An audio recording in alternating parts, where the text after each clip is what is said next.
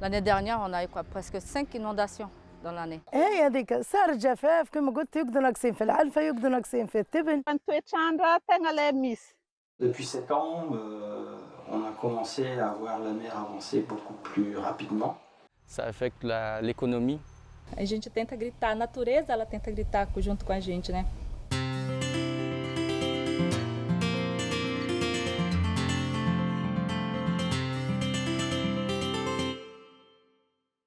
Les acteurs avec lesquels nous luttons contre la pauvreté, mais aussi les personnes que nous accompagnons dans leur situation quotidienne, témoignent de plus en plus fortement des impacts climatiques qui les touchent. Ainsi, dans les remontées de terrain qui nous arrivent, on constate une similitude des situations partout en France, en métropole, comme dans les territoires d'outre-mer, mais aussi chez nos partenaires internationaux. Partout, le constat est sans appel. Les plus précaires sont touchés de plein fouet par les impacts climatiques, que ce soit des catastrophes climatiques soudaines, comme des cyclones ou des inondations, ou par des impacts plus lents, comme l'érosion des côtes ou des épisodes de sécheresse. On sait qu'il est aujourd'hui plus qu'urgent de lutter contre les pires scénarios climatiques en réduisant drastiquement les émissions de gaz à effet de serre, mais on a aussi voulu creuser une partie parfois moins connue du combat climatique, qui est celle de l'impératif à s'adapter au changement climatique. Et pour que l'adaptation ne se fasse pas sans les personnes les plus vulnérables, et encore moins à leur détriment, on a voulu partir de leur situation et commencer par les écouter. Pour ça, nous sommes allés, avec nos partenaires, à la rencontre de 150 personnes un peu partout en France hexagonale, mais aussi en Guyane, à Mayotte, à La Réunion, en Tunisie, à Madagascar et au Brésil.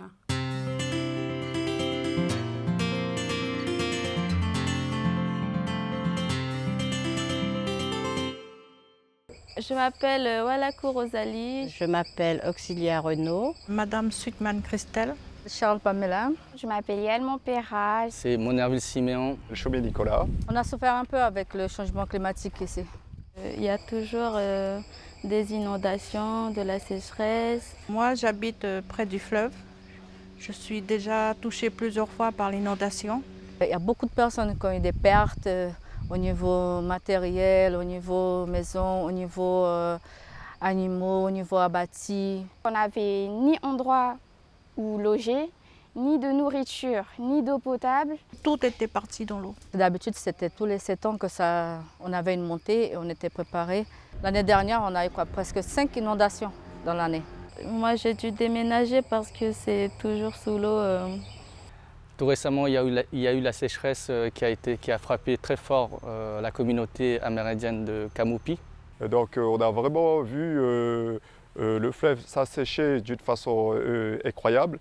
Les enfants, ils n'ont pas pu aller à l'école à ce moment-là. Parce que la pirogue ne pouvait plus monter ni redescendre.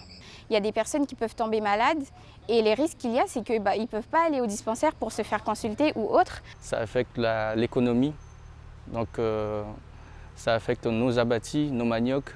Ils ont beaucoup augmenté les prix par rapport à la nourriture. Les habitants ont dû faire beaucoup de crédits, ce qui a été très compliqué à rembourser.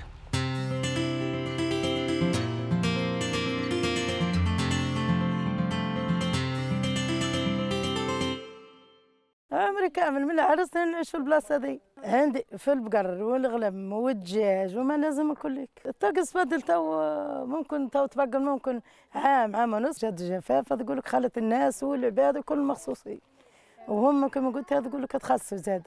فالحالة غالب ظل ناقصين علف ناقصين تبن. هي نقص علف كما قلت تقول لك نبيع عرخ نبيع عجل كما قلت ناخذ منه. لا قلقنا ياسر علينا. ياس. تو برك هاني مسوالي. وسط 40,000 بالت القرد. ال20 بالت التبن ب20 اقول لك 22 ما زادوش في الحليب.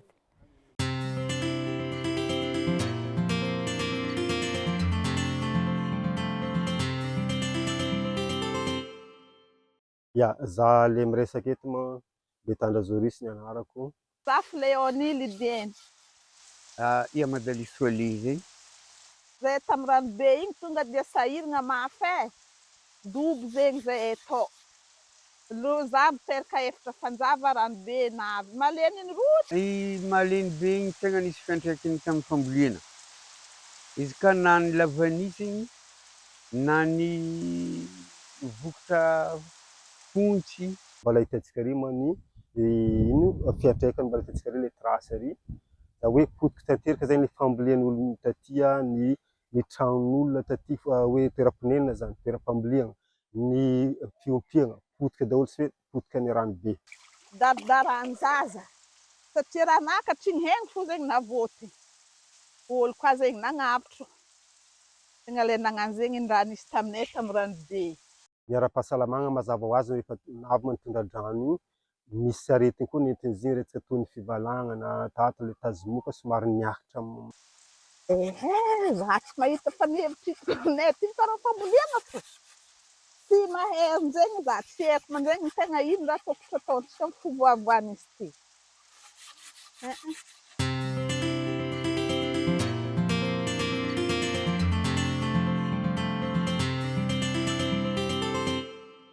Eu sou a Ana de Oliveira. Meu nome é Pedro Simeão Melgueiro. Eu sou Maria do Socorro Rodrigues da Silva. Meu nome é Gessé Barbosa da Costa. A gente sente é dia e noite, a gente sente o calor. Está muito quente. Na seca é a dificuldade, os problemas que acontecem na área da saúde, né, nas questões climáticas, né, sobre o sol, né, Ela traz uns danos de doenças, diarreia, vômitos, malária. E fica dificultoso para as crianças chegarem à escola. Não estamos conseguindo dar aula normal. Por quê? Porque é muito quente dentro da sala. Então, assim, o calor, ele deixa a gente fadigado, cansado, né? A gente diminui a nossa produção. Uma das coisas que eu aprendi muito na minha vida, né, com meus pais, foi você respeitar a natureza.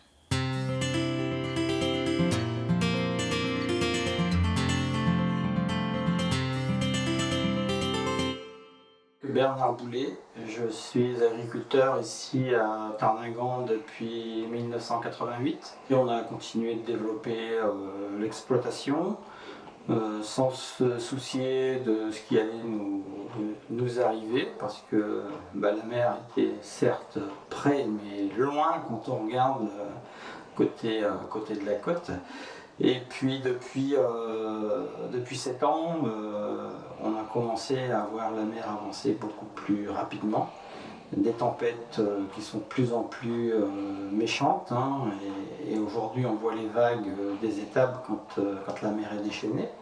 Donc il suffit d'une grosse tempête avec un gros coefficient de marée et puis la mer viendra nous rendre visite et au passage il y a un tiers de la surface utilisée par les bovins qui sera sous emprise du sel, donc non productive et nous on tient à se battre, on va se battre jusqu'au bout et on va y arriver, il n'y a pas d'autre issue de toute façon, c'est y arriver. Mais c'est trop long aujourd'hui, c'est trop long. Donc voilà, là c'est à 3h du matin, l'eau qui s'engouffre dans la maison, les pieds dans l'eau, plus de courant.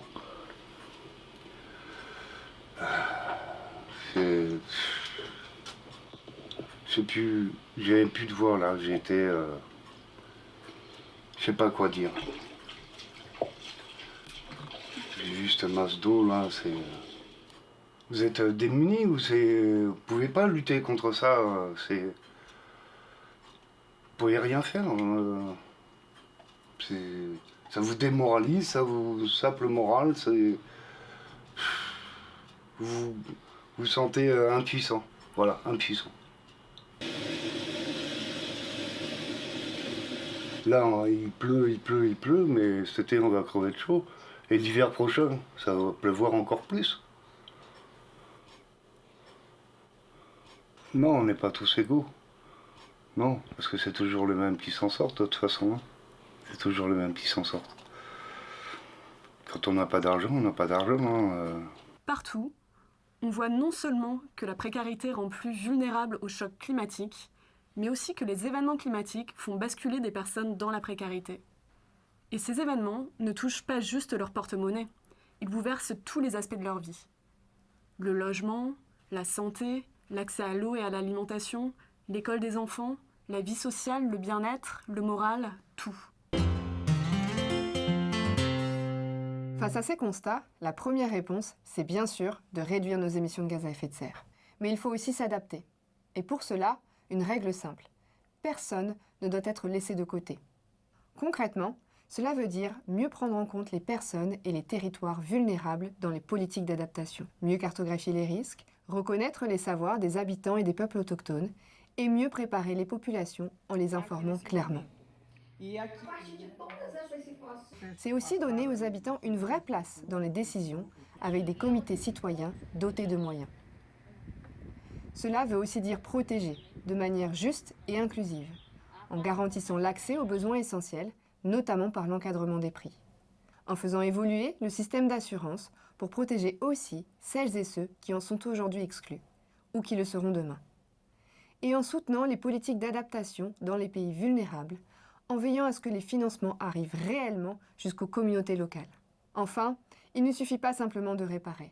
Il faut accompagner les personnes sinistrées sur le long terme en prenant en compte les pertes économiques et non économiques. Cela passe par le développement du soutien psychologique, des guichets uniques pour accompagner les citoyens dans leur démarche et défendre leurs droits, et prévoir des mesures spécifiques pour les agricultrices et agriculteurs particulièrement exposés aux aléas.